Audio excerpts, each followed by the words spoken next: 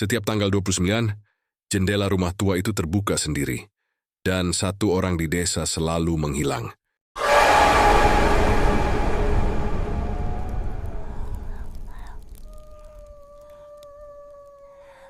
Pagi itu udara desa Sukarami terasa aneh. Heningnya bukan seperti biasa. Burung-burung tak lagi berkicau di dahan. Dan angin yang lewat seolah membawa sesuatu yang berat, lembab dan busuk. Beberapa warga yang sedang memanen karet tiba-tiba menutup hidung. Bau itu datang dari arah rumah tua yang sudah bertahun-tahun kosong, berdiri di pinggir kebun yang mulai ditelan ilalang. Rumah itu dulu milik seorang pria pendiam bernama Pak R. Tak banyak yang mengenalnya dengan baik. Ia tinggal sendirian, jarang bicara, dan selalu menolak tamu. Setelah ia menghilang 5 tahun lalu, rumah itu dibiarkan begitu saja. Dindingnya retak, atapnya bolong, catnya mengelupas seperti kulit yang mengering. Tapi pagi itu, rumah itu kembali menarik perhatian. Bukan karena bentuknya yang menyeramkan, melainkan karena bau menyengat yang seolah berasal dari perut bumi di bawahnya. Warga awalnya mengira itu bangkai hewan. Seekor kambing yang mungkin mati dan dikubur sembarangan. Tapi semakin siang baunya semakin kuat. Menusuk ke kepala, membuat orang pusing dan ingin muntah. 2 orang pemuda, Arman dan Bayu, memberanikan diri mendekat. Mereka menutup hidung dengan kain, menahan napas lalu mengintip dari jendela yang pecah separuh. Dari luar tak terlihat apa-apa selain ruang kosong berdebu. Namun saat mereka berjalan ke belakang rumah, Arman menyadari sesuatu. Ada udara hangat yang keluar dari celah-celah lantai kayu dekat dapur, seperti hembusan dari ruangan di bawah tanah. Padahal setahu mereka, rumah itu tidak memiliki ruang bawah tanah. Kecurigaan berubah menjadi rasa ingin tahu. Warga lain berdatangan. Beberapa membawa senter, yang lain membawa parang dan linggis. Mereka memutuskan membuka paksa pintu depan yang sudah berkarat. Bunyi engsel berdecit panjang seperti jeritan dari masa lalu. Begitu pintu terbuka, udara busuk langsung menyerbu keluar. Semua menutup hidung. Di dalam ruangan itu gelap, lembab, penuh sarang laba-laba. Bau busuknya kini tak tertahankan. Salah seorang warga, seorang bapak tua bernama Mulyono, berbisik pelan. Ada sesuatu di bawah. Mereka menyingkirkan beberapa papan lantai yang lapuk. Di bawahnya ditemukan sebuah pintu kecil dari besi, seperti akses menuju ruang penyimpanan. Gemboknya sudah berkarat tapi masih terkunci rapat. Dengan linggis, Bayu memaksa membukanya. Butuh beberapa kali hantaman sebelum logam itu menyerah. Begitu pintu besi terbuka, hembusan udara dingin bercampur busuk menyembur keluar. Dari bawah terdengar bunyi tetesan air, dan samar-samar seperti suara sesuatu yang bergerak. Tak ada yang berani turun duluan. Semua saling pandang. Arman akhirnya menyalakan senter dan menuruni tangga kecil yang berdebu. Setiap langkah terasa berat, udara di bawah semakin pekat. Saat cahaya senter menyapu ruangan bawah tanah itu, ia melihat sesuatu yang membuat lututnya lemas. Ada tumpukan kantong plastik besar di sudut ruangan. Semuanya diikat rapat, tapi ada cairan hitam menetes dari dalamnya.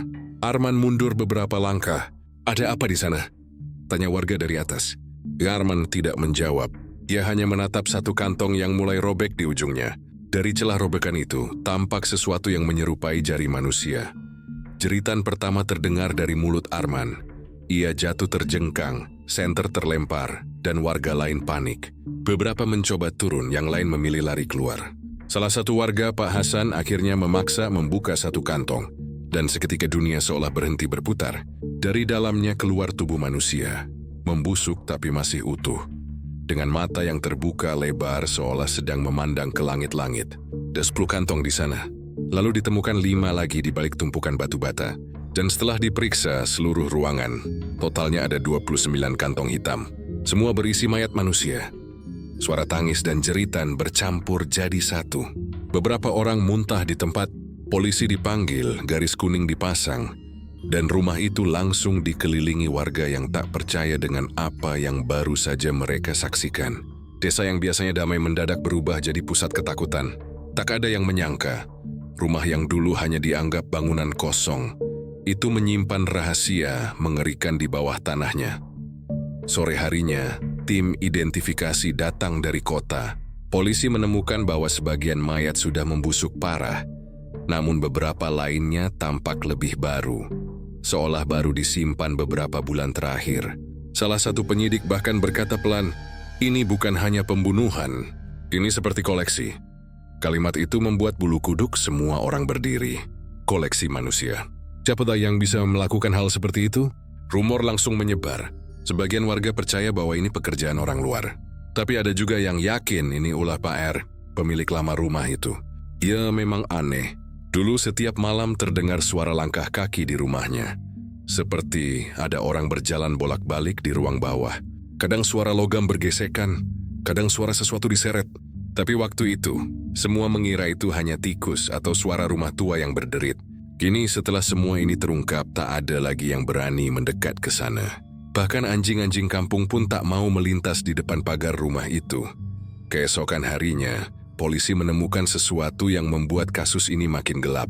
Di antara tumpukan kantong itu, mereka menemukan meja kayu besar dengan bekas darah yang sudah mengering. Di dinding, tergantung foto-foto hitam putih dari wajah-wajah yang tampak ketakutan. Beberapa foto masih baru, diambil dengan kamera digital. Tak ada satupun yang tahu siapa mereka. Namun ketika disandingkan dengan laporan orang hilang dari sekitar Palembang, beberapa wajah ternyata cocok dengan nama-nama yang dinyatakan hilang beberapa tahun lalu. Satu hal yang paling mengganggu adalah fakta bahwa semua korban memiliki bekas luka potong di bagian dada kiri. Luka itu sama, rapi, seperti hasil kerja seseorang yang sangat menguasai anatomi manusia. Polisi langsung menyelidiki latar belakang Pak R. Dari catatan desa, ia pernah bekerja sebagai perawat di rumah sakit jiwa sebelum mengundurkan diri secara tiba-tiba. Sejak saat itu ia jarang terlihat keluar rumah, kecuali malam-malam tertentu saat ia membawa koper besar ke arah kebun belakang. Tak ada yang tahu apa yang ia lakukan di sana. Ketika kabar penemuan 29 mayat itu menyebar, media mulai berdatangan. Mobil-mobil wartawan memenuhi jalan desa. Lampu kamera menyala dari pagi sampai malam. Namun warga memilih diam. Mereka takut. Tak ada yang berani menyebut nama Pak R terlalu keras, seolah sosok itu masih mengintai mereka dari balik pepohonan karet. Ada yang bersumpah melihat bayangan pria tinggi di jendela rumah itu. Malam sebelum polisi datang, bayangan itu berdiri mematung, mengenakan baju putih panjang, lalu lenyap begitu saja saat disenter. Sementara itu, tim forensik melanjutkan penggalian di sekitar rumah. Di bawah lantai dapur, ditemukan ruang kecil lain seperti lorong rahasia. Di dalamnya ada botol-botol berisi cairan aneh dan lembaran kertas penuh tulisan tangan. Salah satu tulisan berbunyi, "Mereka tak mati. Ku hanya memisahkan tubuh dari ketakutan mereka." Tak ada yang bisa menafsirkan maksud kalimat itu. Tapi satu hal pasti, apapun yang terjadi di rumah itu bukan sekadar pembunuhan. Ada sesuatu yang jauh lebih gelap, lebih dingin, dan lebih dalam daripada sekadar kejahatan manusia. Malam itu seluruh desa Sukarami tak bisa tidur. Angin membawa bau tanah dan darah yang entah dari mana. Anjing-anjing menggonggong ke arah rumah tua itu hingga pagi. Dan ketika matahari terbit, garis kuning di depan rumah tampak terlepas sebagian. Seperti ada yang menariknya dari dalam. Tak ada yang berani memperbaiki. Rumah itu kini menjadi simbol ketakutan baru bagi semua warga. Setiap kali mereka lewat, mereka menundukkan kepala, berdoa dalam hati, berharap bau busuk itu tak pernah kembali. Tapi di dasar hati mereka, semua tahu sesuatu di dalam rumah itu belum selesai. Sesuatu masih menunggu, dan entah kapan mungkin akan kembali membuka pintunya sendiri. Pagi itu suasana desa Sukarami berubah seperti mimpi buruk yang menolak berakhir. Garis polisi melintang di depan rumah tua itu, membatasi rasa ingin tahu dan ketakutan warga yang berkumpul di sekitarnya. Bau busuk masih menempel di udara meski sudah disemprot cairan kimia. Mobil-mobil polisi dan ambulans berjajar di pinggir jalan desa yang sempit. Petugas mengenakan pakaian pelindung lengkap, wajah mereka tertutup masker, namun mata-mata mereka tak bisa menyembunyikan keterkejutan. Mereka baru saja menyaksikan sesuatu yang tidak akan mudah dilupakan seumur hidup. Di dalam rumah itu, di ruang bawah tanah yang gelap dan lembab, ditemukan 29 mayat manusia dalam kondisi yang membuat siapapun yang melihatnya sulit percaya ini benar-benar nyata. Beberapa jasad masih utuh, kulitnya pucat seperti lilin, sementara lainnya sudah berubah menjadi rangka yang masih terbungkus serpihan pakaian. Kapolsek Sukarami, AKP Dimas, berdiri di depan rumah sambil menatap dalam ke arah pintu yang terbuka separuh. Keringat dingin menetes di pelipisnya. Ia sudah belasan tahun jadi polisi, tapi baru kali ini ia melihat sesuatu yang begitu sistematis dan mengerikan sekaligus. Tim forensik yang turun langsung dari Palembang mulai bekerja sejak dini hari. Mereka menata setiap kantong mayat di halaman belakang, memberi label satu persatu, nomor 1 sampai 29. Di dekatnya, selembar papan tulis berdiri dengan catatan tangan cepat, jenis kelamin, perkiraan usia, dan tingkat pembusukan. Namun satu hal yang membuat semua petugas diam lama adalah temuan yang sama pada tiap jasad. Di dada kiri masing-masing korban, ada luka berbentuk bulat lebar, rapi seperti hasil operasi. Tak ada organ dalam yang tersisa. Beberapa dokter forensik memperkirakan seseorang telah mengambil bagian tubuh tertentu dengan cara yang sangat teliti. Bukan kerja amatir. Orang ini tahu apa yang dia lakukan, kata salah satu dokter dengan suara rendah. Ini bukan sembarang pembunuhan. AKP Dimas menunduk, menatap ke arah meja kayu besar yang ditemukan di ruang bawah tanah. Meja itu penuh noda coklat tua yang kini sudah mengering. Di sampingnya terdapat botol-botol kecil berisi cairan bening dengan label tulisan tangan. Nomor 7, nomor 12, nomor 18. Tak ada yang tahu apa isi botol-botol itu. Di ujung meja juga ditemukan pisau bedah, pinset, dan alat-alat medis lain yang sudah berkarat. Seolah-olah ruang itu dulunya digunakan sebagai laboratorium gelap, tempat seseorang melakukan sesuatu yang seharusnya tidak dilakukan manusia. Saat tim investigasi memotret setiap sudut ruangan, salah satu petugas menemukan ukiran di dinding, nyaris tak terlihat karena tertutup debu. Tulisan itu terbaca samar, "Roh mereka akan kembali bersih." Kalimat itu membuat ruangan mendadak terasa lebih dingin. Salah satu petugas perempuan spontan merinding dan mundur. Ia merasa seperti ada yang mengawasinya dari pojok ruangan. Meski ketika disorot senter tak ada siapa-siapa di sana. Sementara di luar rumah, warga mulai berbisik-bisik. Ada yang mengaku melihat sosok mirip Pak R di pinggir kebun malam sebelumnya. Ada juga yang mengatakan pernah mencium bau aneh itu sejak sebulan lalu. Tapi takut melapor karena mengira itu hanya bangkai hewan. Seorang nenek tua menangis pelan sambil menyebut nama anaknya yang hilang 4 tahun lalu. Polisi mencatat setiap laporan, menenangkan warga, dan berjanji akan mencari tahu siapa korban-korban itu sebenarnya. Namun di balik janji itu, AKP Dimas tahu penyelidikan ini tidak akan mudah. Ketika petugas mulai mengangkat jasad satu persatu ke dalam mobil jenazah, sesuatu yang tak terduga terjadi. Pada mayat ke-17, saat kantongnya dibuka untuk identifikasi, salah satu dokter menemukan sesuatu di dalam rongga dadanya. Selembar kertas kecil yang dilipat sangat rapi dan dibungkus plastik. Di atasnya tertulis tulisan tangan dengan tinta merah yang belum ditemukan akan memanggil. Tidak ada penjelasan lain, hanya kalimat itu. Semua yang melihatnya saling pandang. Kertas itu kemudian dimasukkan ke dalam kantong barang bukti. Tapi sejak saat itu suasana menjadi jauh lebih tegang. Menjelang sore, AKP Dimas menggelar konferensi pers kecil di depan rumah. Joya berdiri di depan kamera dengan wajah serius. Suaranya pelan tapi tegas. Kami telah menemukan 29 jasad di rumah ini. Sebagian besar korban diduga meninggal lebih dari 5 tahun lalu. Kami juga menemukan indikasi bahwa pelaku memiliki pengetahuan medis. Saat ini kami masih menunggu hasil identifikasi forensik untuk mengetahui siapa para korban dan penyebab kematian pasti. Tapi di balik kata-kata resminya, pikirannya berkecamuk. Ada terlalu banyak hal yang tidak bisa dijelaskan. Mengapa beberapa mayat terlihat masih baru? Mengapa ruangan itu seolah digunakan dalam waktu yang berbeda-beda? Dan siapa sebenarnya Pak R? Malamnya, saat para petugas mulai beristirahat di tenda darurat, beberapa dari mereka mengaku mendengar suara aneh dari arah rumah yang sudah disegel. Seperti langkah kaki pelan di lantai atas, lalu suara benda jatuh. 2 petugas berjaga memeriksa tapi tak menemukan apapun. Pintu rumah tetap terkunci, jendela tertutup rapat. Namun ketika mereka kembali ke pos, anjing pelacak tiba-tiba menggonggong ke arah rumah tanpa henti. Bulunya berdiri, matanya menatap tajam ke jendela yang gelap. Tak ada yang berani mendekat lagi malam itu. Keesokan paginya, hasil pemeriksaan awal keluar. Dari 29 mayat, hanya 18 yang berhasil diidentifikasi melalui catatan gigi dan DNA. Sebagian besar adalah orang-orang yang pernah dilaporkan hilang di sekitar Palembang, Ogan Ilir, hingga Prabu Mulih.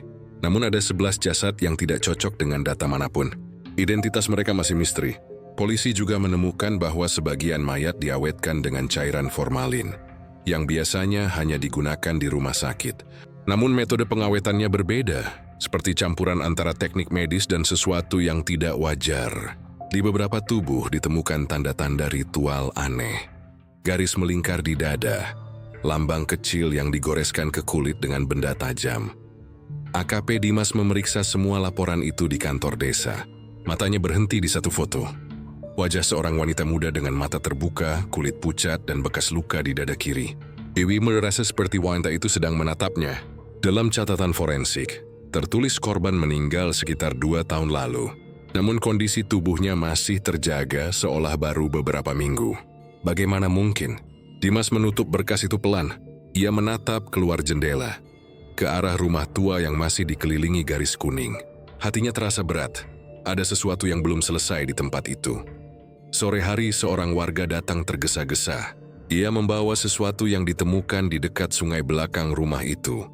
Sebuah botol kecil berisi cairan keruh dan sehelai rambut manusia di dalamnya. Di tutup botol tertulis huruf R. Tak ada yang tahu artinya, tapi semua merasa nama itu bukan kebetulan. Dimas memerintahkan timnya menyisir area sungai. Mereka menemukan bekas api unggun dan beberapa potongan pakaian yang sudah hangus.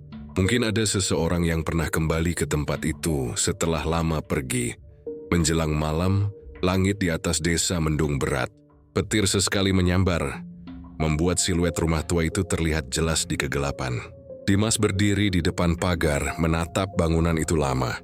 Ia mencoba membayangkan bagaimana seseorang bisa hidup bertahun-tahun di rumah itu, sendirian, melakukan hal-hal yang begitu mengerikan tanpa terdeteksi. Tapi sebelum pikirannya sempat selesai, ponselnya bergetar.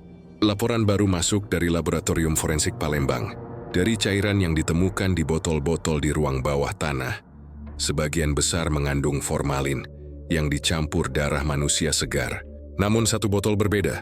Di dalamnya ditemukan sisa jaringan otak manusia yang masih bisa diidentifikasi. Jaringan itu milik salah satu korban yang sudah meninggal lebih dari 5 tahun lalu. Seolah-olah seseorang berusaha mempertahankan bagian tubuh itu tetap hidup. Saat membaca laporan itu, dada Dimas terasa dingin. Ia menatap ke arah jendela rumah tua itu sekali lagi, lalu berbisik pelan. "Apa sebenarnya yang kau lakukan, Pak R?" Tak ada jawaban. Hanya suara angin yang melewati kebun karet dan membuat daun-daun bergesekan pelan. Seperti bisikan samar yang sulit dibedakan apakah itu hanya angin atau sesuatu yang lain. Dan malam itu, ketika semua petugas sudah meninggalkan lokasi, seorang warga yang rumahnya paling dekat dengan rumah tua itu mengaku melihat cahaya redup di jendela atas. Ia bersumpah melihat bayangan seseorang berdiri di sana, mengenakan jas putih panjang, menatap ke arah desa dengan diam. Saat lampu senter diarahkan, bayangan itu menghilang. Tapi pagi harinya garis polisi di depan rumah ditemukan terlepas lagi. Dan pintu depan kini terbuka sedikit. Tidak ada yang mengaku menyentuhnya. Desa Sukarami kembali dicekam ketakutan. Jordiwanawu, sesuatu dari dalam rumah itu belum selesai.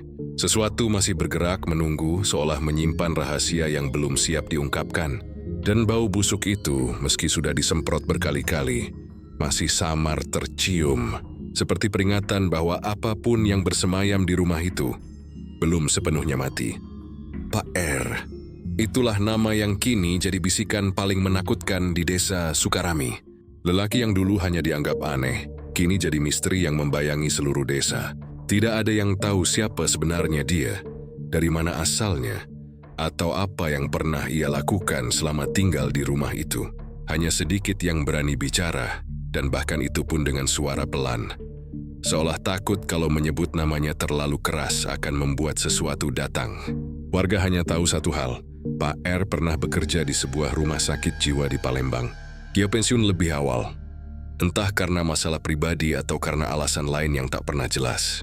Setelah pensiun, ia membeli rumah tua di pinggir kebun karet itu dan hidup menyendiri. Tak ada istri, tak ada anak, tak ada tamu. Sehari-hari ia jarang keluar, tapi malam hari ia sering terlihat berjalan ke arah hutan kecil di belakang rumahnya sambil membawa koper besar. Koper itu menjadi misteri tersendiri bagi warga. Tak ada yang tahu apa isinya.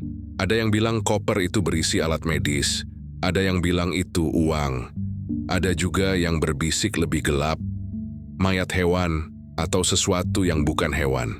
Tak ada yang pernah berani memeriksa. Warga hanya menatap dari jauh, dari balik jendela rumah masing-masing. Setiap kali sosok Pak R lewat, suasana jalan desa jadi sunyi. Tak ada yang menyapanya dan ia pun tak pernah menoleh. Langkahnya selalu pelan tapi teratur, seperti seseorang yang sedang menghitung sesuatu di dalam pikirannya. Seorang warga, Pak Hasan, pernah bekerja membantu memperbaiki atap rumahnya sekitar 7 tahun lalu. Dia bercerita bahwa bagian dalam rumah itu sudah aneh sejak saat itu. Semua jendela ditutup rapat dengan papan kayu meski siang hari.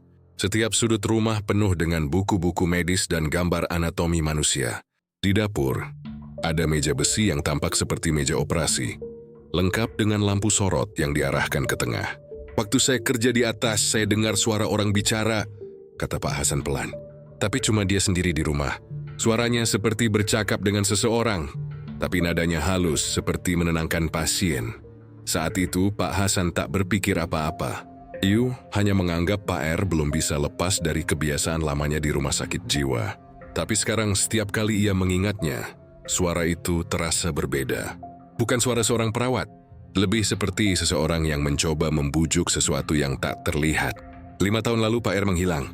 Begitu saja. Tak ada jejak, tak ada kabar, tak ada mayat. Hari-hari terakhir sebelum ia lenyap, beberapa warga mengaku melihat ia semakin kurus. Matanya cekung, wajahnya pucat, rambutnya memutih cepat seperti orang yang kehilangan tidur selama berbulan-bulan. Malam terakhir, seorang anak kecil bernama Dira, yang rumahnya tepat di seberang jalan, melihat cahaya dari rumah itu. Cahaya oranye redup seperti api lilin, berkedip-kedip di balik jendela lantai atas. Dira bercerita kepada ibunya bahwa ia melihat bayangan 2 orang di sana, bukan satu. Satu tinggi, satu kecil. Tapi ketika ibunya menatap ke arah rumah itu, tak ada apa-apa selain gelap. Sejak malam itu rumah itu sunyi total. Tak ada lagi cahaya, tak ada langkah kaki, tak ada suara. Dan Pak R tak pernah terlihat lagi. Beberapa tahun kemudian desas-desus mulai berkembang. Ada yang mengatakan ia pindah ke Palembang dan bekerja di tempat pengobatan alternatif. Ada yang bilang ia bunuh diri dan dikubur di kebun belakang rumah itu. Tapi rumor yang paling membuat bulu kuduk berdiri datang dari seorang penjaga rumah sakit, tempat ia dulu bekerja. Dia mengaku pernah mendengar kabar bahwa Pak R dipecat bukan karena pensiun dini, melainkan karena ketahuan melakukan hal aneh terhadap pasien-pasiennya. Beberapa pasien mengaku sering dibawa ke ruang isolasi tanpa pengawasan dokter. Dan ketika kembali, mereka tampak ketakutan. Ada yang berbisik bahwa Pak R suka membuka tubuh pasien yang sudah meninggal untuk mencari bagian jiwa yang belum keluar. Tentu saja semua itu ditutup rapat oleh pihak rumah sakit demi reputasi. Tapi rumor itu tak pernah benar-benar hilang. Ketika polisi mulai menyelidiki kasus 29 mayat di rumah itu, nama Pak R langsung muncul di laporan pertama. KP Dimas memerintahkan pencarian catatan identitasnya ke Dinas Sipil. Tapi hasilnya aneh. Tak ada data lengkap tentang tempat lahir, bahkan tak ada catatan keluarga. Seolah-olah ia hanya muncul tiba-tiba di dunia, lalu menghilang lagi tanpa jejak. Dari beberapa dokumen rumah sakit yang masih tersisa, diketahui bahwa nama lengkapnya mungkin bukan R. Ada kemungkinan huruf itu hanya inisial dari nama samaran. Namun semua dokumen medis yang pernah ia tulis sudah dibakar atau hilang. Salah satu mantan rekan kerjanya, perawat bernama Tania, akhirnya berhasil diwawancarai polisi. Tania mengaku dulu sering diajak Pak R berbicara soal hal-hal aneh. Dia pernah mengatakan bahwa manusia bisa disembuhkan, bukan hanya lewat obat, tapi lewat pemindahan rasa sakit. Katanya jika bagian tubuh yang menyimpan rasa sakit dipindahkan ke tubuh lain, jiwa akan menjadi tenang. Saya pikir dia cuma bicara simbolis, kata Tania. Tapi waktu saya lihat matanya, saya tahu dia percaya itu sungguh-sungguh. Suatu kali Tania melihat Pak R membawa kotak logam ke ruang jenazah. Irna mengira itu alat medis biasa, sampai ia sadar bahwa kotak itu bergerak sedikit, seperti ada sesuatu di dalamnya. Saat ia menanyakan, Pak R hanya menjawab singkat, "Jangan buka, ini bukan milikmu." Sejak itulah Tania mulai menghindar. Beberapa minggu kemudian Pak R mengundurkan diri. Tapi sebelum ia pergi, ia meninggalkan catatan di loker ruang ganti yang hanya berisi satu kalimat, "Jiwa tak mati, hanya tubuh yang lupa menampungnya." Kalimat itu disimpan oleh pihak rumah sakit dalam berkas lama yang kini menjadi barang bukti baru. KP Dimas membaca catatan itu berkali-kali dan merasa ada sesuatu yang tersembunyi di balik kata-kata tersebut. Seolah Pak R benar-benar percaya bahwa ia bisa memisahkan jiwa dari tubuh. Pencarian keberadaan Pak R dilanjutkan. Polisi menemukan jejak transaksi bank terakhirnya 5 tahun lalu di sebuah minimarket kecil di luar Palembang. Setelah itu tak ada lagi. Tapi dari CCTV yang buram, terlihat seseorang dengan wajah mirip dia. Berjaket lusuh dan membawa koper besar, berjalan ke arah bus malam yang menuju daerah perbatasan. Di rekaman itu, ia menoleh ke kamera sesaat, menatap langsung lensa seperti tahu sedang direkam. Tatapannya tajam tapi kosong. Setelah itu, ia naik bus dan menghilang dari semua catatan perjalanan. Bus itu sempat mengalami kecelakaan kecil di tengah jalan, tapi semua penumpang selamat. Tak ada yang mengenali nama R dalam daftar manifest. Namun salah satu sopir bus bersumpah ia mengingat lelaki itu karena bau aneh dari koper yang dibawanya. Bau seperti darah basi yang dicampur formalin. Waktu terus berlalu, tapi setiap kali malam tiba, warga masih sering merasa kehadirannya. Kadang ada suara ketukan dari dalam rumah tua itu, 3 kali berurutan. Kadang ada bayangan pria tinggi di jendela lantai 2.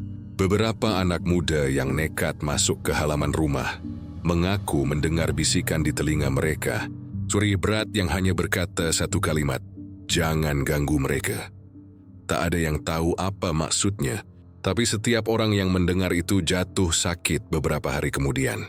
Kini setelah 29 mayat ditemukan, semua rumor tentang Pak R kembali muncul ke permukaan. Sebagai si warga ia bukan lagi sekadar orang aneh. Dia sosok yang membawa kutukan ke desa itu. Tapi bagi AKP Dimas semuanya belum selesai. Ia yakin Pak R masih hidup. Setiap bukti justru mengarah pada satu hal. Seseorang masih menjaga rumah itu.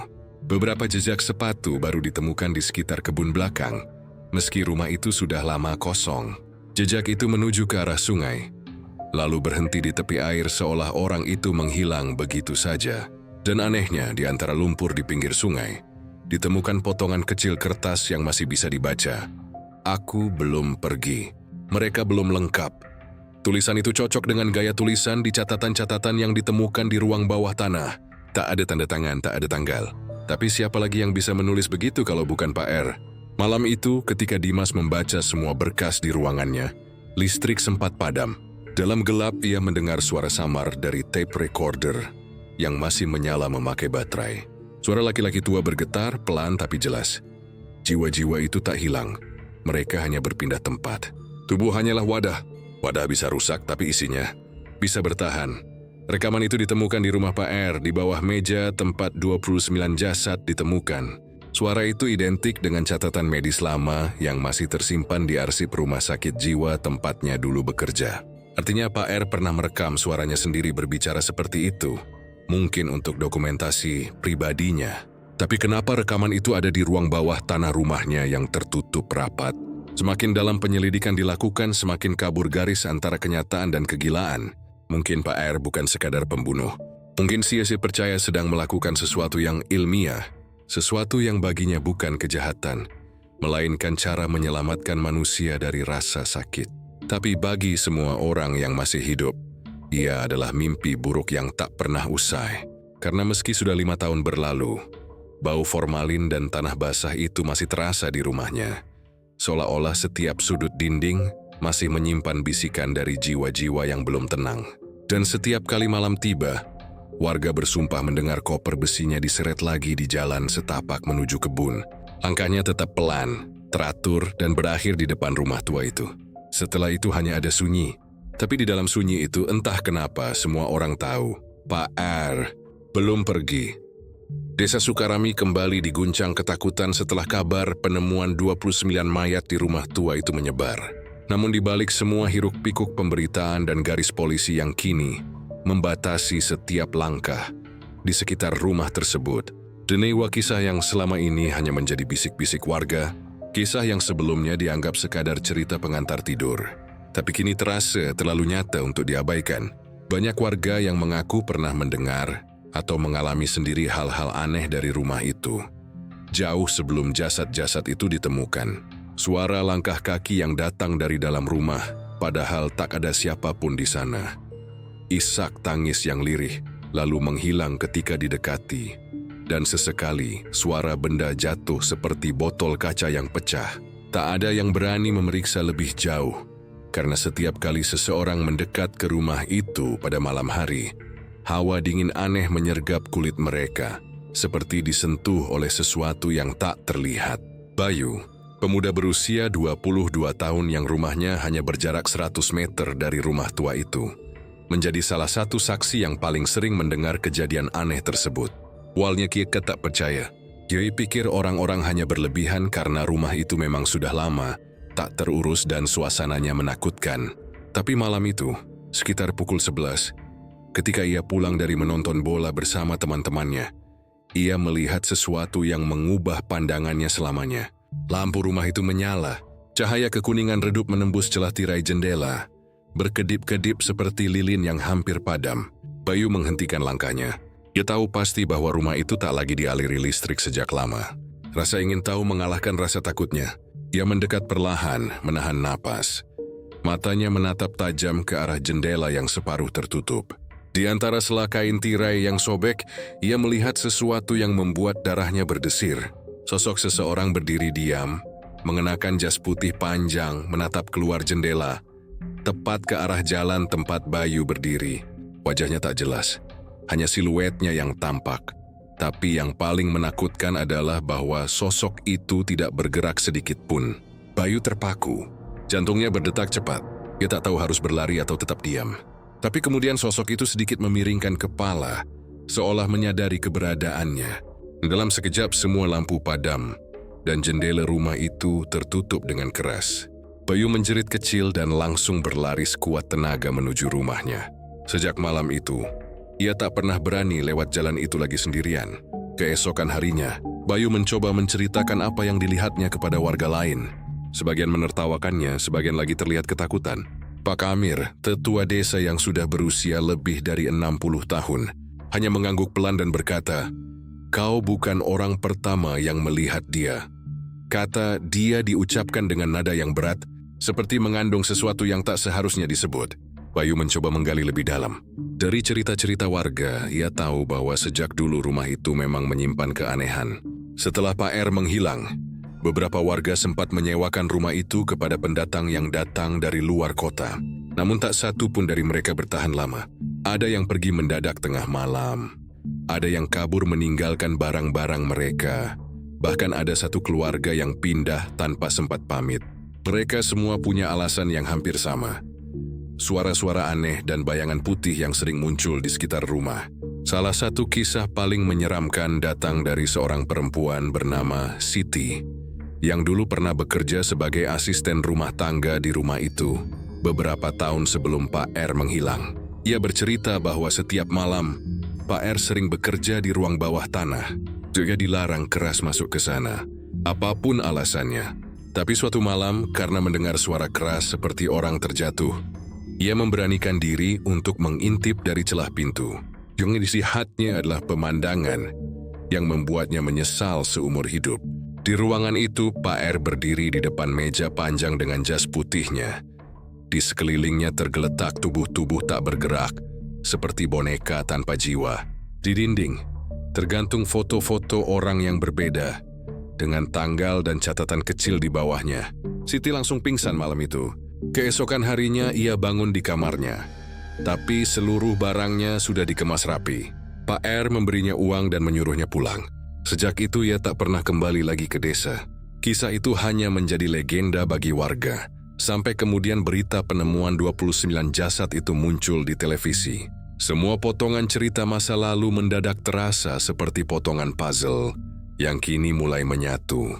Dan yang paling aneh, setiap kali ada orang membicarakan rumah itu terlalu lama, pasti akan ada sesuatu yang terjadi malam harinya. Seperti gangguan kecil, pintu yang tiba-tiba terbuka, lampu yang berkedip, atau hembusan angin yang membuat daun-daun bergerak tanpa arah.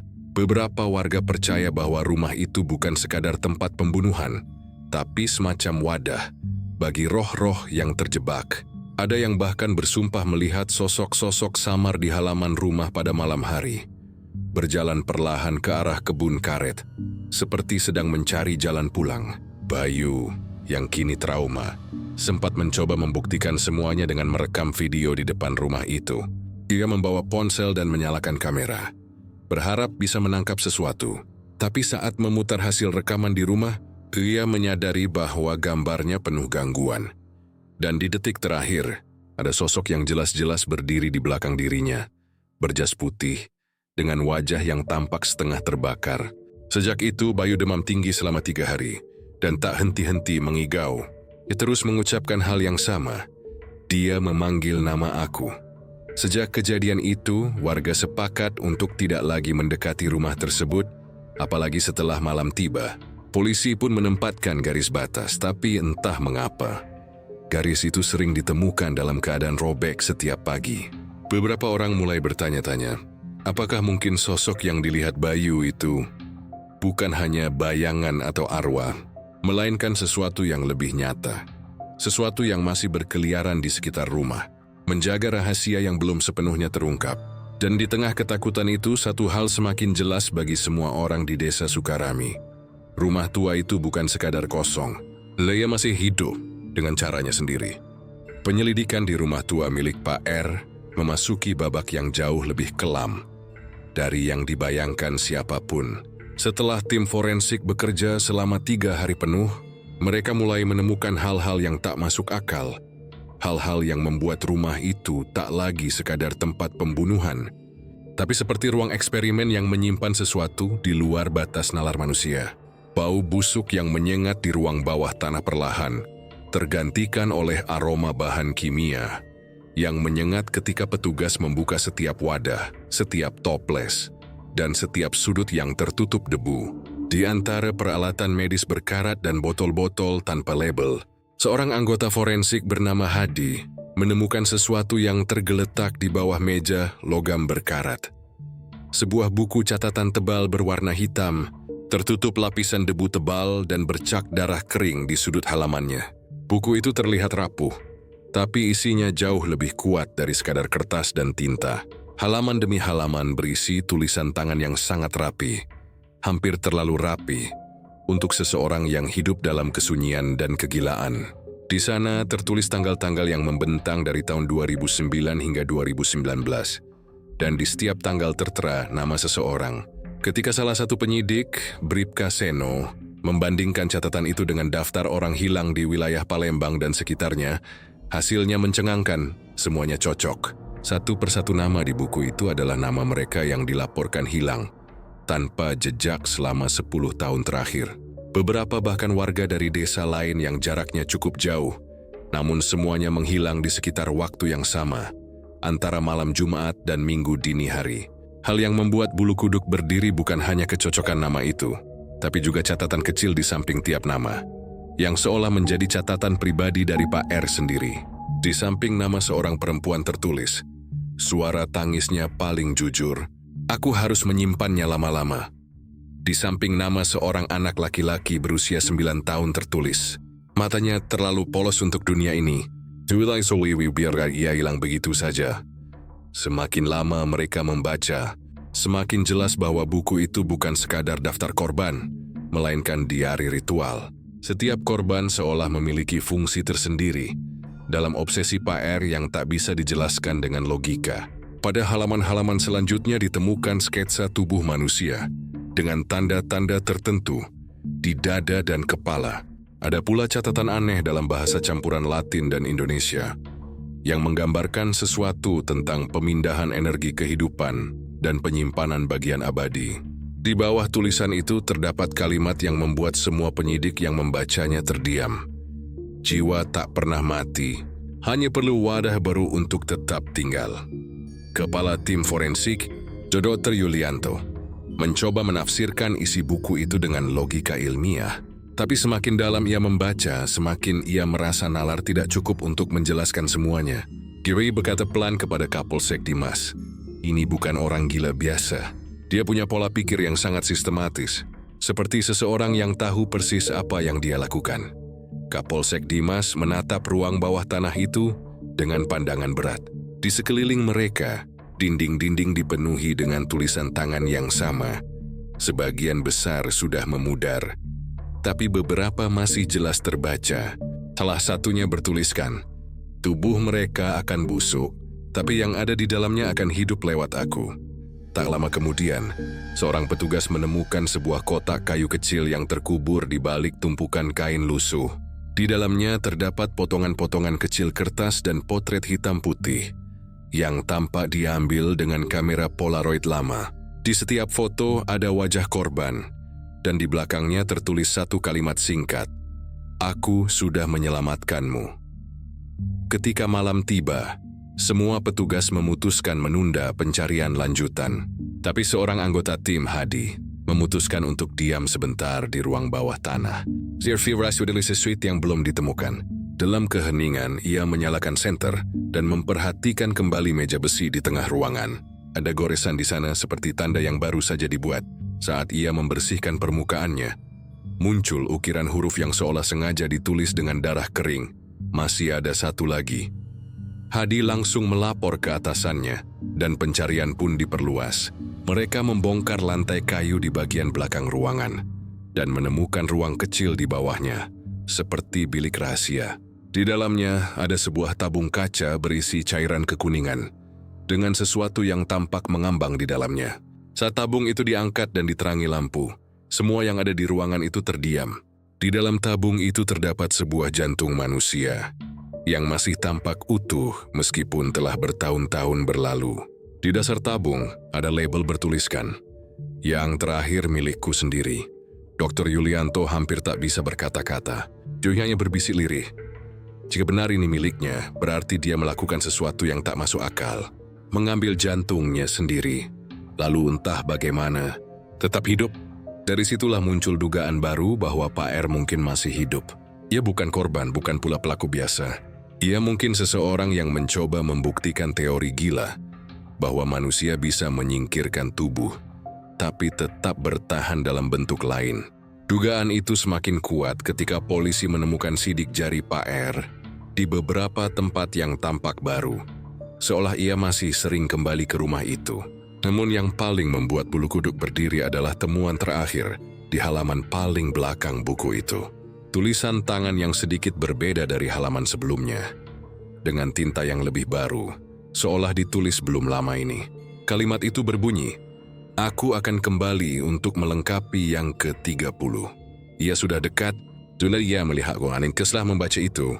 Bayu, pemuda yang sebelumnya mengaku melihat sosok berjas putih, dipanggil kembali untuk dimintai keterangan. Ia gemetar saat melihat tulisan itu, karena kalimat "ia melihatku" terasa seperti diarahkan kepadanya. Bayu mengatakan bahwa 2 malam terakhir ia bermimpi melihat sosok Pak R berdiri di depan rumahnya, menatapnya dengan wajah pucat dan mata hitam pekat. Polisi mencoba menenangkan warga dengan menyebut semua temuan masih dalam tahap analisis, tapi kabar tentang korban ke-30 sudah terlanjur menyebar. Warga mulai berbisik bahwa yang ke-30 mungkin bukan korban baru, melainkan seseorang yang sudah ditandai sejak lama. Dan malam-malam di desa Sukarami kembali dipenuhi ketakutan. Setiap kali angin bertiup lewat pohon karet di dekat rumah itu, terdengar seperti bisikan samar, seolah ada yang membaca ulang isi buku catatan itu dengan suara pelan. "Mereka tidak mati." Begitu bunyi bisikan itu, "Aku hanya menyimpan bagian terbaik dari mereka." Penyelidikan tentang siapa sebenarnya Pak R membawa polisi pada satu nama penting, Bu Tania, seorang perawat senior yang pernah bekerja bersamanya di Rumah Sakit Jiwa Sriwijaya sekitar 10 tahun lalu. Awalnya wanita itu enggan berbicara. Ketika ditemui oleh Kapolsek Dimas dan 2 penyidik lainnya di rumahnya di kawasan Talang Kelapa, ia terlihat gugup, menatap jendela setiap beberapa menit seolah takut ada yang mengintai. Namun setelah diberi penjelasan tentang kasus 29 mayat di rumah tua Sukarami, ia akhirnya mulai membuka suara. Suaranya gemetar saat menyebut nama Pak R. Katanya, "Aku tahu ini akan terjadi. Aku tahu dia tidak akan berhenti sampai menemukan caranya sendiri untuk mengalahkan kematian." Dari sanalah cerita panjang dan mengerikan itu bermula. Butania menceritakan bahwa Pak R bukanlah orang biasa. Di rumah sakit, ia dikenal sebagai sosok yang sangat disiplin dan teliti. Dia sering berbicara dengan rekan kerja lain. Tapi ketika berbicara, selalu tentang hal-hal yang tidak lazim. Dan ia tak tertarik pada hiburan. Tak pernah ikut makan bersama dan selalu pulang paling akhir. Rekan-rekannya dulu menganggapnya hanya terlalu serius. Tapi belakangan mereka menyadari bahwa obsesi Pak R terhadap jiwa manusia sudah melewati batas wajar. Ia sering menghabiskan waktu berjam-jam di ruang otopsi, memandangi tubuh pasien yang telah meninggal, sambil mencatat sesuatu di buku kecilnya. Ia selalu tampak tenang, tapi matanya menyala dengan semacam rasa kagum yang tak biasa, seperti anak kecil yang baru saja menemukan rahasia besar dunia. Ia percaya bahwa kematian hanyalah kesalahan biologis, kata Butania pelan. Dan kalau kesalahan itu bisa ditemukan sumbernya, maka jiwa bisa dilepaskan dan dipindahkan ke wadah lain. Awalnya ia menganggap itu sekadar teori aneh, tapi semuanya berubah setelah suatu malam di tahun 2010. Saat itu rumah sakit sedang sepi, hujan turun deras dan sebagian besar perawat sudah pulang. Butania yang saat itu mendapat giliran jaga malam, mendengar suara benda jatuh dari ruang penyimpanan jenazah. Ia pergi memeriksa dan mendapati lampu ruangan itu menyala. Di dalam, Pak R berdiri di depan meja otopsi dengan jas putihnya yang berlumuran darah. Di atas meja ada tubuh pasien yang baru saja meninggal pagi itu. Tapi bukan itu yang membuat Butania terpaku. Itu yang membuat darahnya membeku adalah cara Pak R memegang sebuah benda kecil yang berdenyut, seperti jantung, tapi warnanya keabu-abuan. Dia menatap benda itu dengan pandangan kagum, lalu menaruhnya ke dalam wadah berisi cairan bening. Tuyet menyadari Butania berdiri di pintu. Ia hanya tersenyum dan berkata pelan, "Kau tahu, Tania, yang membuat kita hidup bukan daging atau darah, tapi apa yang mengendalikan keduanya. Dan aku hampir menemukannya." Butania menjerit ketakutan, tapi sebelum ia sempat berlari, Pak R mendekat dan meletakkan tangannya di bahunya.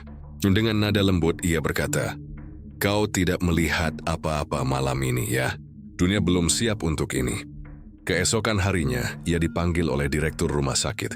Anehnya, tidak ada yang membicarakan kejadian malam itu. Semua seperti diatur. Tidak ada laporan, tidak ada bukti, tidak ada penyelidikan. Butania hanya diberitahu bahwa Pak R sedang cuti panjang karena alasan kesehatan. Namun sejak hari itu, ia tak pernah benar-benar merasa tenang. Dalam beberapa bulan berikutnya, rumor mulai menyebar di kalangan staf rumah sakit bahwa ada organ tubuh pasien yang hilang tanpa penjelasan. Kadang ginjal, kadang paru-paru, bahkan ada yang mengatakan otak bagian tertentu lenyap sebelum jasad dimakamkan. Tapi semua laporan itu selalu berakhir sama, ditutup rapat. Menurut Butania, rumah sakit saat itu sedang berusaha menjaga reputasi karena mendapat proyek besar dari pemerintah. Prikam itu enggih kong ada skandal. Jadi ketika Pak R akhirnya mengundurkan diri, semuanya disapu bersih, seolah tak pernah terjadi apa-apa. Namun Butania tahu itu bukan akhir. Beberapa bulan setelah Pak R pergi, ia menerima sebuah surat tanpa nama pengirim. Isinya hanya satu kalimat, "Aku sudah menemukannya, Tania. Kau benar, manusia tidak perlu mati." Surat itu tanpa alamat, tanpa tanggal. Tulisannya rapi, persis seperti yang dulu sering ia lihat di catatan medis Pak R. Ia sempat berpikir untuk melapor, tapi siapa yang akan percaya? Orang yang menulis surat itu sudah dianggap hilang, dan tak ada bukti bahwa ia pernah melakukan kejahatan. Tapi ketakutan itu terus menempel di pikirannya selama bertahun-tahun. Dia mengaku sering bermimpi melihat Pak R berdiri di ujung ranjangnya, mengenakan jas putih, dengan wajah yang sebagian terbakar. Dalam mimpinya ia selalu berkata, "Aku ingin kau melihatnya nanti, Tania. Aku berhasil." Ketika Kapolsek Dimas mendengar cerita itu, ia bertanya pelan, "Apa maksudnya berhasil?" Butania hanya menggeleng, "Aku tidak tahu, Pak. Tapi kalau memang semua korban itu ditemukan di rumahnya, maka mungkin mereka bukan sekadar korban. Mereka bisa jadi bagian dari percobaannya." Polisi mencatat semua keterangannya, tapi satu hal membuat mereka semakin gelisah. Dalam berkas lama rumah sakit yang mereka peroleh dari arsip, ditemukan laporan insiden yang tak pernah dipublikasikan. Kasus pasien bernama Raffi, yang meninggal mendadak di ruang isolasi setelah mengalami halusinasi berat. Dalam laporan otopsi yang ditulis oleh Pak R sendiri, ada catatan tambahan di bawah hasil pemeriksaan. Subjek bertahan 37 detik setelah kematian klinis. Prosesnya hampir sempurna. Setelah membaca itu, Dr. Yulianto yang ikut dalam tim penyidik berkata lirih, "Dia bukan sekadar perawat, dia eksperimen berjalan." Fakta itu semakin diperkuat dengan temuan lain di ruang bawah tanah rumah Pak R. Beberapa toples berisi organ tubuh yang masih diawetkan dengan cairan formalin. Dengan label kecil bertuliskan kode huruf dan angka. Di antara label itu ada satu yang berbeda. R0 prototype sempurna. Saat diperiksa lebih jauh, kode R0 itu ternyata juga muncul di catatan medis lama milik Pak R sendiri sebagai kode pasien yang tak pernah ada dalam sistem.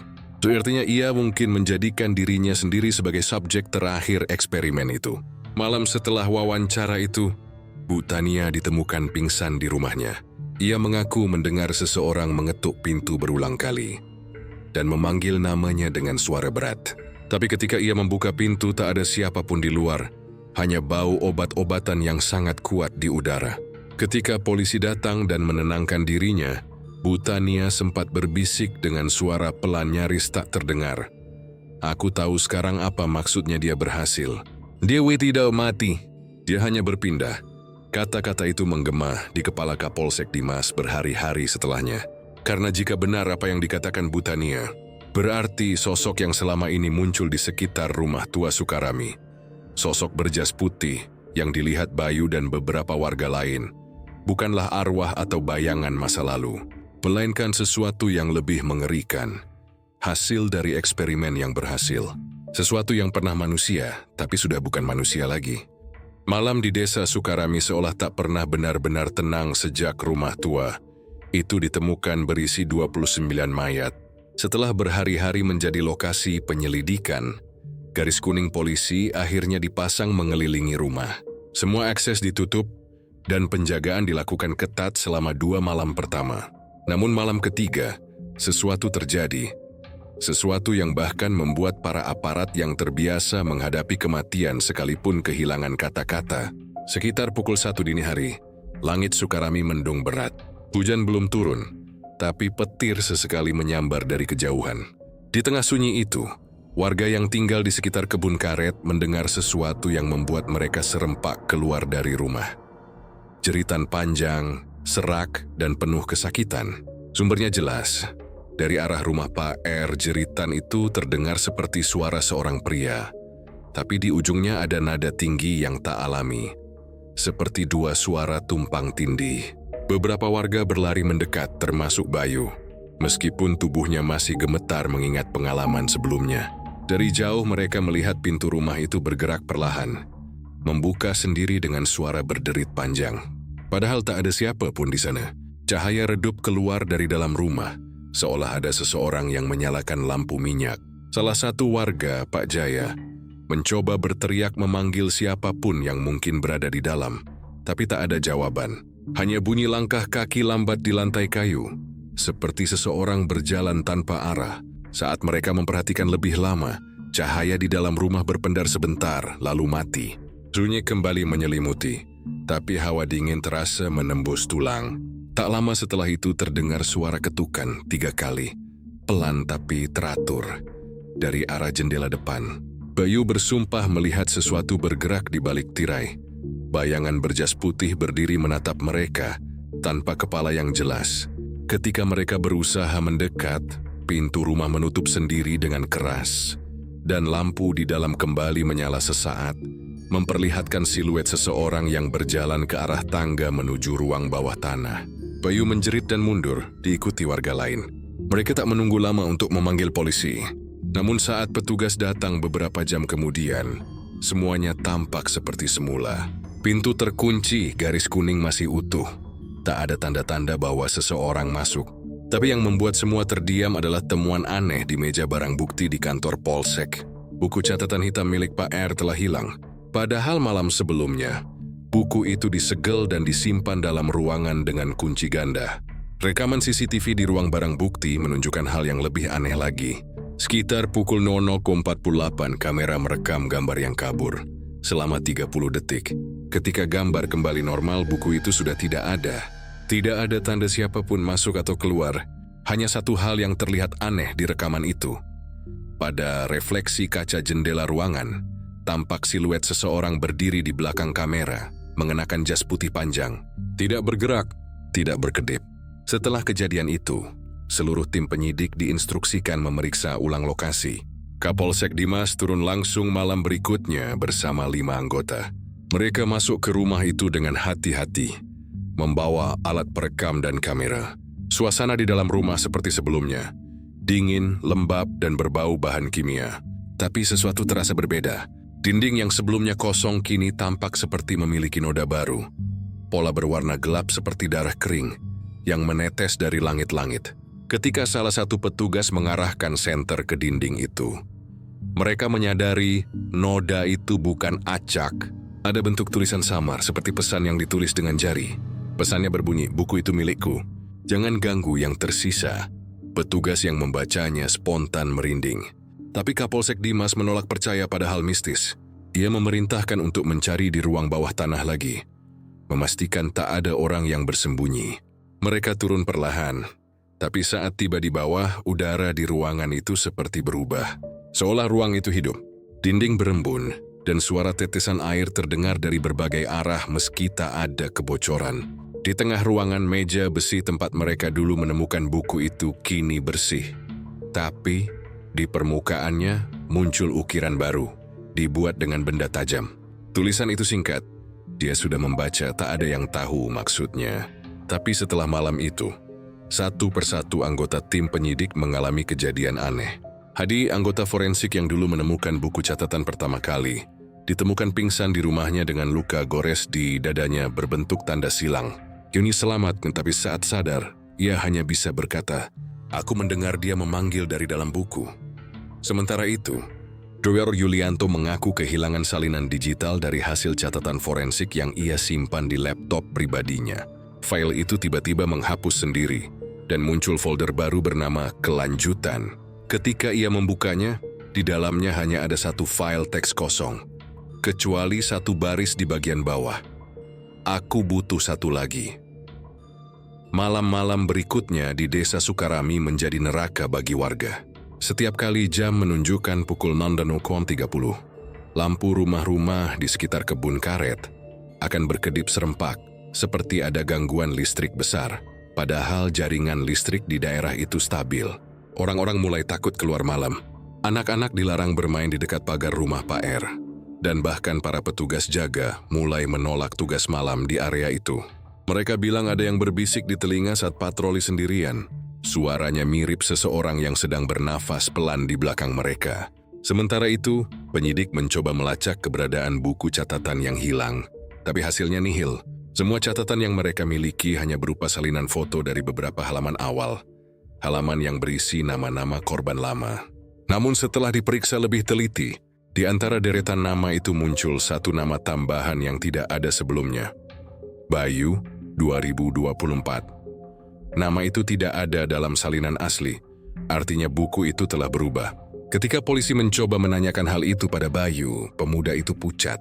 Ia mengaku beberapa malam terakhir bermimpi didatangi sosok Pak R, berdiri di ujung ranjangnya sambil membawa buku catatan itu. Dalam mimpinya, Pak R membuka halaman terakhir dan menunjuk namanya sendiri, lalu berkata pelan, "Kau berikutnya karena kau sudah melihatku." Sejak malam itu, Bayu tidak pernah tidur di rumah. Juni berpindah ke rumah temannya. Tapi kemanapun ia pergi, ia selalu bermimpi sama. Kadang ia terbangun dengan dada terasa nyeri, seperti ada yang menekan dari dalam. Ia yakin sesuatu sedang mencarinya. Polisi mencoba menenangkan, mengatakan bahwa mimpi itu hanya efek trauma. Tapi beberapa hari kemudian, kejadian yang lebih menakutkan terjadi. Salah satu penjaga malam yang bertugas di depan rumah tua itu menemukan buku hitam tergeletak di atas kap mobil patroli. Basah oleh embun tapi bersih, seolah baru dikeluarkan dari ruang kering. Saat dibuka, halaman pertama bertuliskan kalimat baru. Yang ke-30 sudah menunggu. Tak ada siapapun yang tahu siapa yang ke-30 itu, tapi sejak malam itu Bayu menghilang. Sepeda motornya ditemukan di tepi kebun karet, kuncinya masih menempel, tapi tak ada jejak kemana ia pergi. Polisi menyisir area itu selama 2 hari penuh. Dan ketika mereka kembali ke rumah Pak R, garis kuning yang dulu menutupi pintu kini robek. Pintu terbuka sedikit seperti ada yang baru saja keluar. Di lantai teras, ada setitik darah yang mengarah ke jalan utama desa. Dan di meja dalam rumah, di bawah cahaya lilin kecil, buku catatan itu terbuka. Halaman terakhir menampilkan satu nama baru yang belum ada sebelumnya. Bayu, selesai. Penemuan pria tua itu membuat seluruh tim penyidik, bahkan warga desa Sukarami, kembali terguncang. Setelah berhari-hari pencarian Bayu dan misteri buku hitam yang terus menghantui penyelidikan, semua orang mengira kasus ini akan berakhir di kegelapan. Tapi siapa sangka sosok yang menjadi pusat segala teror, Pak R, ternyata masih hidup. Siang itu, tim pencari yang terdiri dari warga dan petugas kepolisian menyisir tepian sungai kecil di barat desa. Mereka menemukan sebuah gubuk reyot yang setengah roboh, dikelilingi semak tinggi dan batang bambu tua. Dari kejauhan, terlihat asap tipis mengepul dari cerobong kecil, tanda ada kehidupan di sana. Ketika mereka mendekat, bau menyengat langsung menyeruak. Perpaduan antara darah kering, jamur lembab, dan obat kimia yang menusuk hidung. Di dalam gubuk itu, mereka menemukan seorang pria tua, duduk bersila di lantai tanah. Matanya sayu, kulitnya pucat dan penuh luka parut di wajah. Rambutnya panjang tak terurus, dan di tangannya tergenggam buku lusuh tanpa sampul. Awalnya mereka mengira itu pengemis yang tersesat, namun saat petugas memperkenalkan diri dan bertanya namanya, pria itu mengangkat wajah perlahan, menatap mereka satu persatu, lalu berkata lirih, "Aku sudah berhenti. Mereka yang tersisa hanya menunggu untuk pulang." Kalimat itu menggema di kepala semua yang mendengar, seolah setiap kata mengandung beban ratusan rahasia yang tak terucap. Setelah diperiksa di tempat, salah satu anggota tim mengenali wajahnya dari foto lama di kantor polisi. Pria itu adalah Pak R, pemilik rumah yang selama ini mereka cari. Gemesimaro, tubuhnya gemetar hebat ketika dibawa ke mobil, tapi matanya menatap kosong keluar jendela, seolah menatap sesuatu yang hanya bisa ia lihat. Sepanjang perjalanan menuju kantor polisi, ia tak berhenti bergumam pelan. Kata-katanya kacau, tapi sebagian bisa ditangkap. Mereka berbaris malam-malam. Mereka belum mau pergi. Aku kan sudah mengembalikan sebagian. Petugas mencoba menenangkannya, tapi semakin mereka bicara, semakin keras gumamannya. Sampai akhirnya, saat mobil melintasi jembatan sungai, ia mendadak memekik, menatap kaca belakang dengan ketakutan. Dia ikut di belakang. Jangan berhenti, jangan berhenti. Supir panik tapi tak melihat siapapun. Begitu mereka sampai di kantor, Pak R langsung diperiksa medis dan diambil sampel DNA. Hasilnya keluar 2 hari kemudian. Kecocokan 100%. Tak ada lagi keraguan. Ini memang pria yang selama ini menghilang, pemilik rumah yang menyimpan 29 mayat itu. Namun fakta itu justru memunculkan misteri baru. Jika ia masih hidup, siapa yang menulis pesan-pesan baru di buku catatan setelah rumahnya disegel? Siapa yang muncul di rekaman CCTV? Dan yang paling mengerikan, bagaimana bisa dia hidup setelah 5 tahun menghilang tanpa jejak, sementara rumahnya menjadi kuburan rahasia? Saat diwawancarai penyidik, Pak R duduk tenang menatap kosong ke depan, pertanyaan demi pertanyaan diajukan. Tapi jawabannya selalu berputar di hal yang sama. Mereka tidak mati, hanya menunggu untuk pulang. Ketika penyidik bertanya siapa yang dimaksud mereka, ia menunduk dan tersenyum kecil, senyum yang aneh, seperti seseorang yang tahu sesuatu yang tak seharusnya diketahui. Yang kalian kuburkan hanyalah wadahnya, katanya pelan. Yang penting sudah aku amankan duluan. Polisi mencoba menekan, menanyakan maksudnya. Tapi sebelum menjawab, Pak R menatap langsung ke wajah Kapolsek Dimas dan berkata, "Kau akan mengerti nanti, saat malam ke-40. Kalimat itu membuat bulu kuduk semua yang ada di ruangan berdiri. Setelah interogasi berakhir, ia dibawa ke ruang tahanan sementara. Dokter mengatakan kondisinya lemah tapi stabil.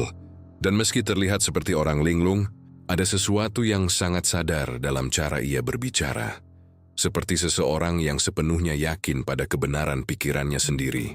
Malam itu, penjaga tahanan melaporkan bahwa Pak R terus berbicara dengan seseorang di dalam sel.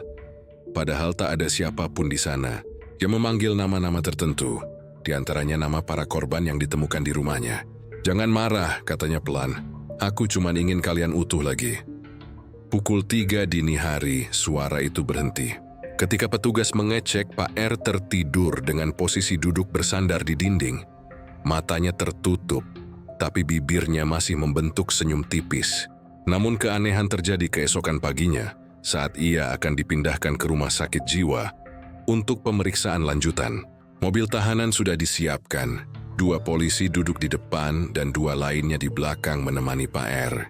Ia diam saja selama perjalanan, hanya sesekali menatap jendela. Tapi ketika mobil melewati tikungan menuju jalan besar, tiba-tiba lampu di dalam mobil berkedip 2 kali. Mesin mendadak mati. Saat sopir mencoba menyalakan kembali, terdengar suara dari kursi belakang. Suara pintu terbuka, padahal kuncinya masih terkunci otomatis. Polisi menoleh cepat, tapi kursi tempat Pak R duduk sudah kosong. Sabuk pengamannya terlepas begitu saja. Dan di sandaran kursi tertinggal bekas cairan merah kehitaman, seperti darah yang baru mengering. Suwirikto mencari di sekitar jalan di semak di sungai kecil yang berada di sisi kanan jalan. Tak ada jejak, hanya bau menyengat yang sama seperti di rumahnya dulu. Bau campuran bahan kimia dan daging busuk. Laporan resmi mencatat Pak R melarikan diri dalam perjalanan. Tapi semua yang ikut dalam mobil tahu bahwa itu bukan pelarian biasa. Tak ada manusia yang bisa membuka sabuk pengaman dan pintu mobil tahanan yang terkunci dari luar dalam hitungan detik tanpa suara. Malamnya, rumah tua milik Pak R kembali menjadi pusat perhatian. Garis polisi yang sempat robek kini benar-benar lenyap. Pintu terbuka lebar, dan dari luar beberapa warga mengaku melihat cahaya redup di dalam rumah seperti sebelumnya. Salah satu warga, seorang ibu paruh baya bernama Sarti, bersumpah melihat siluet pria tua duduk di kursi depan ruang tamu, mengenakan jas putih, memegang buku di pangkuannya. Tapi yang membuatnya lari ketakutan adalah saat sosok itu menoleh perlahan, dan wajahnya bukan wajah Pak R yang mereka kenal. Wajah itu tampak seperti campuran banyak wajah, mata, bibir, dan kulit yang tak menyatu sempurna, seperti dijahit secara kasar dari potongan berbeda. Setelah kejadian itu, rumah tua itu resmi dijaga ketat. Namun laporan-laporan aneh terus berdatangan. Beberapa malam setelah hilangnya Pak R, warga sekitar mendengar suara tangisan dari arah sungai. Suara pria tua yang memohon ampun, disusul tawa kecil dari suara lain yang jauh lebih muda. Sementara itu, hasil pemeriksaan lanjutan pada gubuk tempat Pak R ditemukan menunjukkan sesuatu yang lebih gelap lagi.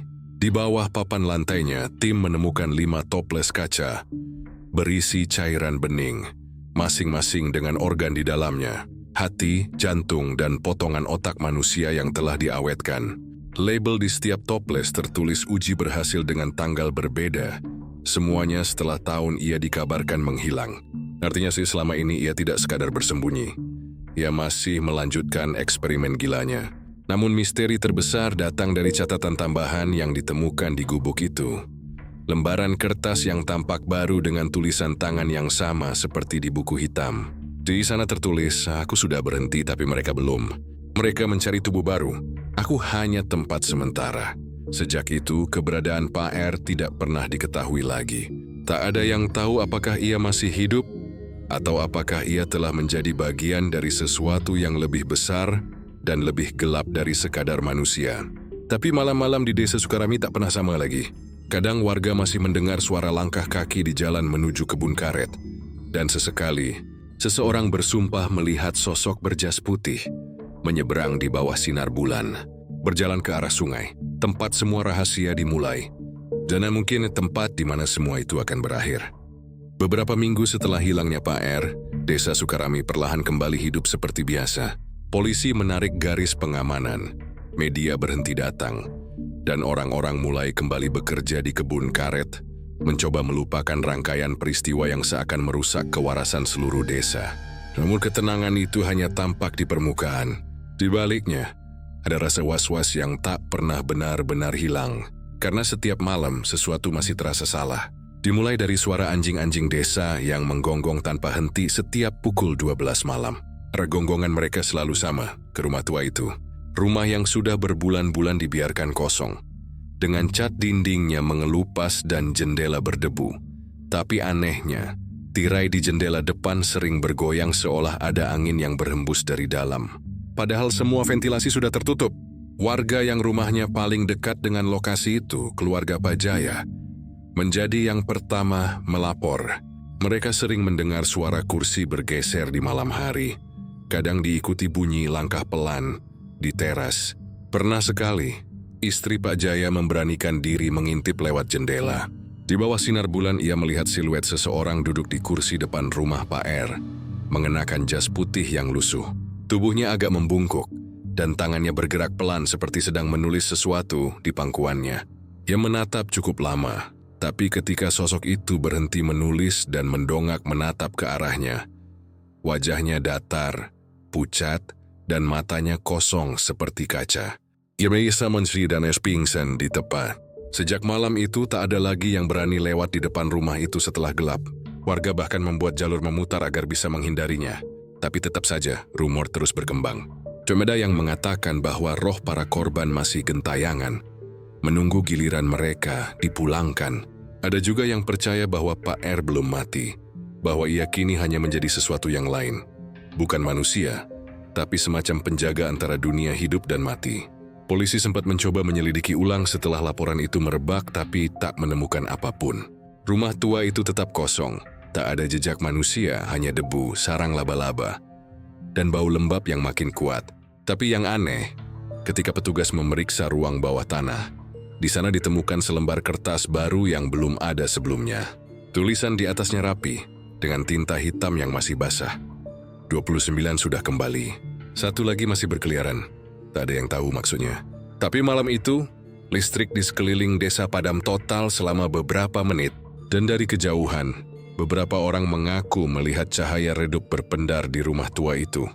Seperti lilin yang dinyalakan dan padam berulang-ulang. Bayangan seseorang tampak mondar-mandir di balik jendela. Keesokan harinya, laporan baru muncul.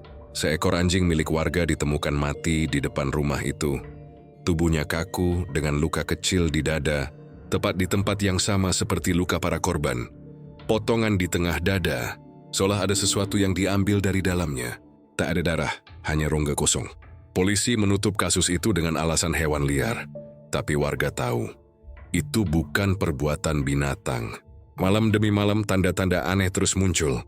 Pohon di sekitar kebun karet mulai layu. Daun-daun jatuh lebih cepat dari biasanya. Dan udara di sekitar rumah itu selalu terasa lebih dingin dibanding tempat lain. Seorang guru desa yang lewat pada malam hari bersumpah melihat seseorang berdiri di jalan tanah menuju rumah itu. Pria tua dengan jas putih panjang. Menatapnya lama sebelum perlahan mundur ke dalam kegelapan, menghilang begitu saja. Desas-desus mulai berkembang bahwa mayat ke-30 yang seharusnya menjadi milik Pak R tidak pernah ditemukan karena tubuhnya tak mati di dunia ini. Hanya berpindah bentuk. Beberapa warga bahkan percaya bahwa ia kini menjadi bagian dari sesuatu yang lebih besar. Semacam penjaga jiwa yang menuntut keseimbangan. Sebab sejak malam buku catatan itu terakhir kali muncul, setiap tanggal 29 selalu terjadi hal yang sama. Jendela rumah Pak R terbuka sendiri tepat pukul 12 malam. Angin bertiup ke arah luar, seolah menghembuskan sesuatu yang tak terlihat. Kadang suara samar terdengar dari dalam rumah. Bunyi pena yang menulis di atas kertas diikuti desahan napas berat. Warga yang cukup berani untuk mendekat mengatakan mereka mendengar kalimat berulang. Seperti seseorang sedang membaca daftar nama pelan-pelan. Dan di akhir setiap bacaan, suara itu berhenti, lalu terdengar satu kalimat lirih, nyaris seperti bisikan yang langsung menusuk ke telinga. Yang berikutnya sudah dipilih. Sejak itu, setiap tanggal 29 selalu saja ada satu orang di desa yang mendadak menghilang. Tak ada pola pasti. Kadang anak muda, kadang orang tua. Bahkan ada satu bayi yang lenyap tanpa jejak dari dalam rumah terkunci. Pihak berwajib mencoba menghubungkan kasus itu dengan kriminalitas biasa.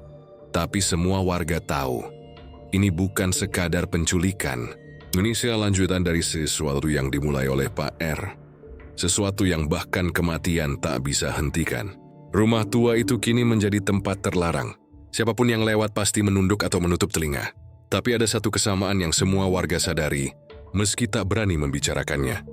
Setiap kali seseorang menghilang, di halaman rumah Pak R akan muncul sebuah tanda silang kecil di tanah, seolah digoreskan dengan ujung pisau.